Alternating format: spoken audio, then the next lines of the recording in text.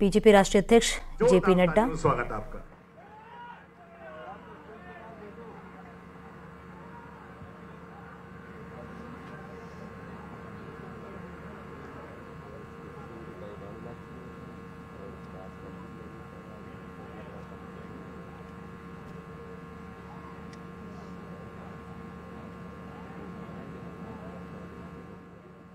मंच की तस्वीर आप देख रहे हैं। सभी लोग बोलेंगे भारत माता की, भारत माता की, भारत माता की। आज के इस हाफ मैराथन कार्यक्रम में मंच पर उपस्थित हमारे उत्तर प्रदेश के बहुत ही यशस्वी मुख्यमंत्री सम्मानीय योगी आदित्यनाथ जी, हमारे जुझारू और संवेदनशील और कर्मशील अध्यक्ष श्री भूपेंद्र सिंह जी, हमारे प्रदेश के उप मुख्यमंत्री सम्मानीय ब्रजेश पाठक जी, आज के कार्यक्रम के आयोजक, संसद में मेरे साथी और भारत सरकार में मंत्री सम्मानीय कौशल किशोर जी, राज्यसभा में मेरे साथी श्री दिनेश शर्मा जी, राज्यसभा में मेरे साथी श्री अशोक वाजपेयी जी, हमारे प्रदेश सरकार में वरिष्ठ मंत्री श्री सुरेश खन्ना जी, हमारे गिरीश चंद्र यादव जी, हमारे राजेश्वर सिंह जी विधायक, हमारे धर्मपाल जी संगठन मंत्री, पूर्व में मंत्री रहे हमारे साथी महेंद्र सिंह जी, राजेश शुक्ला जी, हमारे यहां से विधायिका श्रीमती जयदेवी कौशल जी, सम्मानित मंच और यहां इतनी बड़ी संख्या में विकसित भारत के योजना में अपने आप को आहूत करने वाले हमारे सभी साथीगण, देवी और सज्जनों, खेल प्रेमियों और मीडिया के मेरे साथी, प्रिंट मीडिया और इलेक्ट्रॉनिक मीडिया के मेरे साथी, आज मेरा ये सौभाग्य है कि मैं आज ये महिला सशक्तिकरण के कार्यक्रम के अंतर्गत कौशल किशोर जी द्वारा और उनकी श्रीमती जयदेवी कौशल जी के द्वारा आयोजित इस हाफ मैराथन में, इसके शुभारंभ में मुझे आने का सौभाग्य मिला और आप सब लोग खेल प्रेमी इतनी बड़ी संख्या में आए हैं। मैं कौशल किशोर जी को इसके लिए धन्यवाद देता हूं और आप सबका अभिनंदन करता हूं जो इस कार्यक्रम में शामिल हुए। मित्रों, अभी हमारे यशस्वी मुख्यमंत्री योगी जी खेल के बारे में चर्चा कर रहे थे और उन्होंने अपने जो आगामी योजना है उसके बारे में भी उन्होंने चर्चा की है। मित्रों, मैं ये कहना चाहता हूं कि आज की नौजवान पीढ़ी के लिए आज का समय एक ऐतिहासिक समय है। यह ऐतिहासिक समय इसलिए है क्योंकि यहां पर हम अभी कुछ समय पहले एक तरफ हम अमृत भारत की दृष्टि से जो हमारी आजादी का अमृत महोत्सव है उसको हम सब लोगों ने बखूबी निभाया है।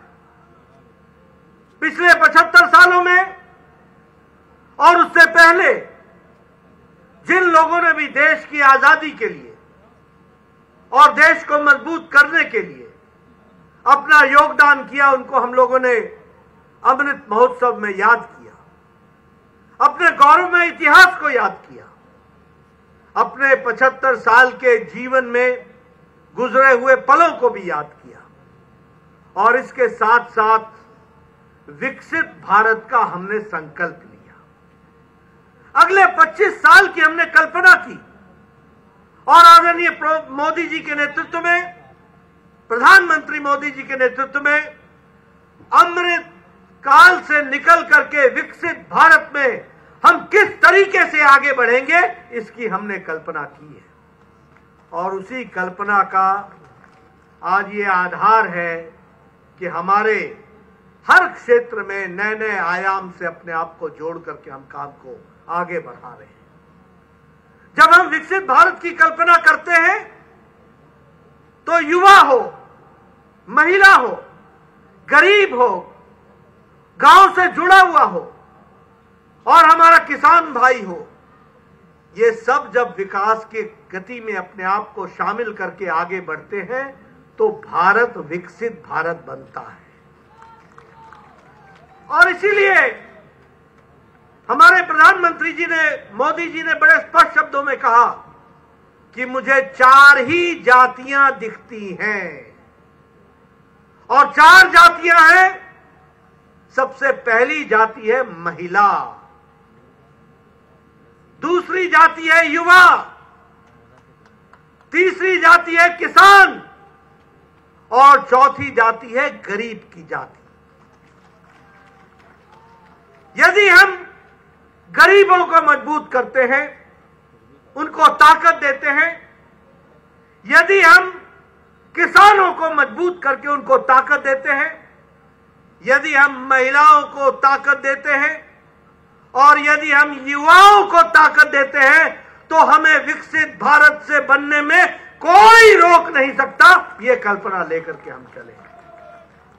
और इसीलिए जब हम महिलाओं की बात करते हैं तो प्रधानमंत्री स्वच्छता अभियान, प्रधानमंत्री उज्ज्वला योजना, आयुष्मान भारत, प्रधानमंत्री अन्य योजनाएं, ये सब महिलाओं के सशक्तिकरण के लिए कार्य करती है। ये मुद्रा योजना, ये प्रधानमंत्री आवास योजना, ये महिलाओं को ताकत देती है, महिलाओं को सशक्तिकरण करती है। जब हम बात करते हैं किसान की तो प्रधानमंत्री किसान सम्मान निधि,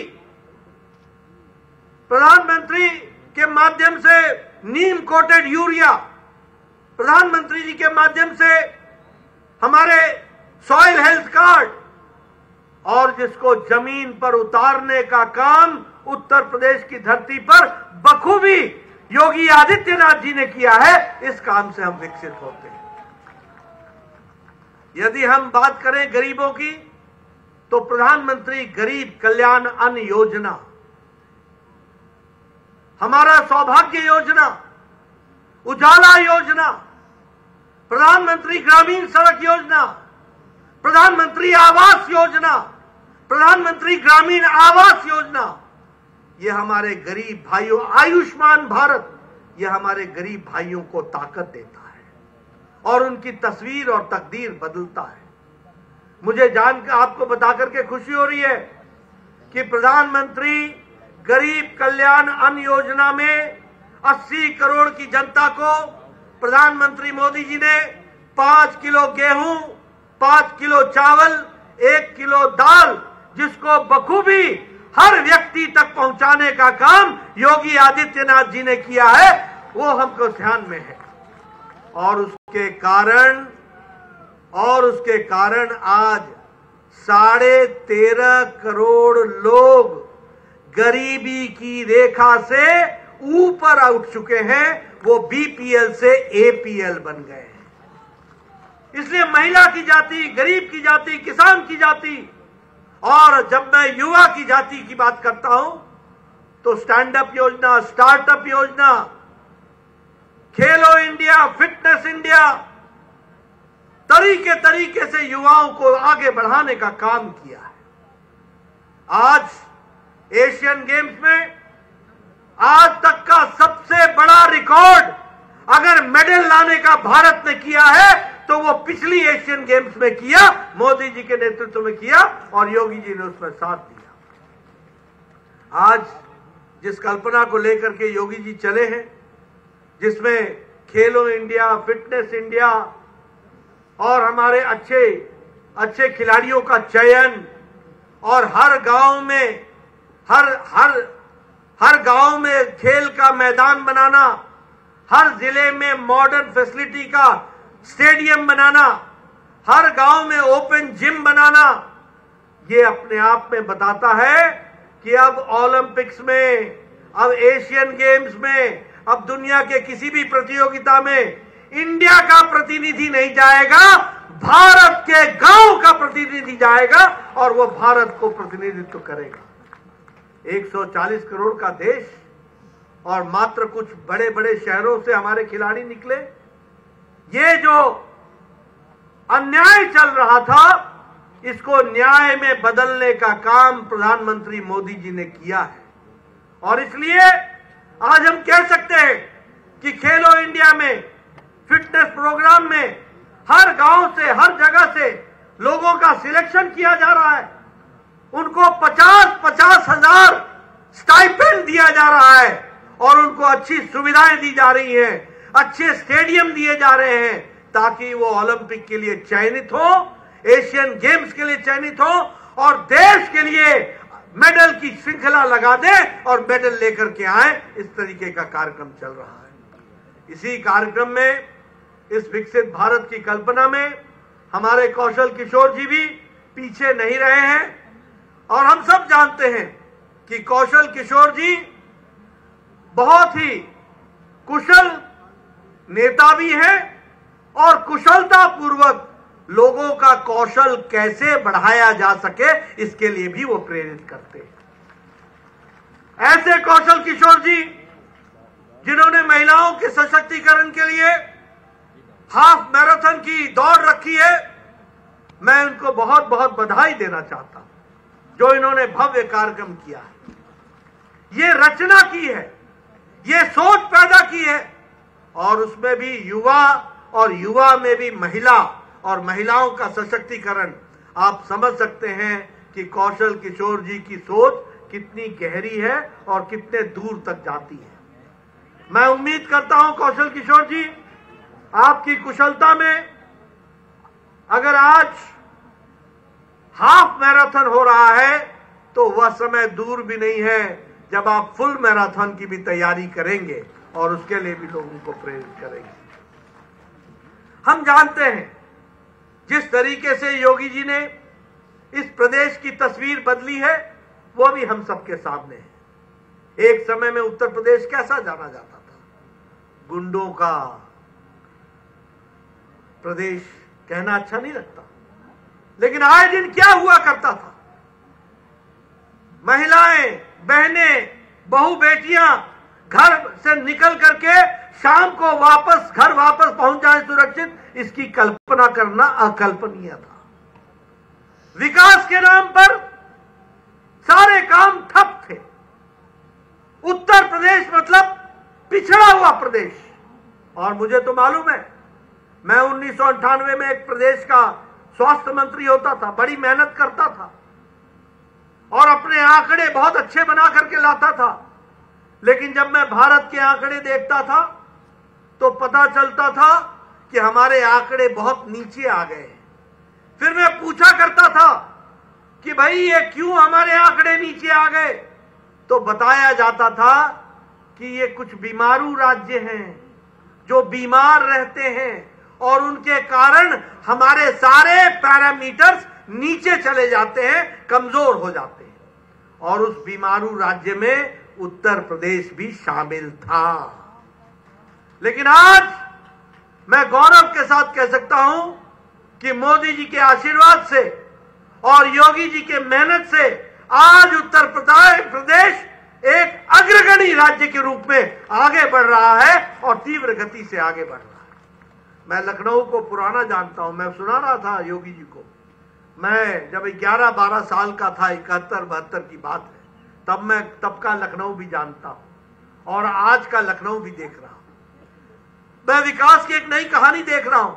नीचे हाईवे, ऊपर मेट्रो, विकास ही विकास, हर जगह पर विकास और भ्रष्टाचारियों से मुक्ति दिलाना, प्रदेश को आगे ले जाना, माफिया राज से मुक्ति दिलाना और शांति स्थापित करना, महिलाओं का सशक्तिकरण में योगदान करना, ऐसा हमारे यशस्वी मुख्यमंत्री योगी आदित्यनाथ जी ने किया है।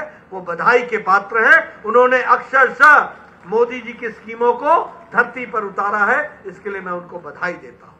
मित्रों, मैं आज के इस खेल कूद के स्पर्धा में कोई राजनीतिक बातचीत करना नहीं चाहता, लेकिन स्पर्धा सिर्फ खिलाड़ी की नहीं होती।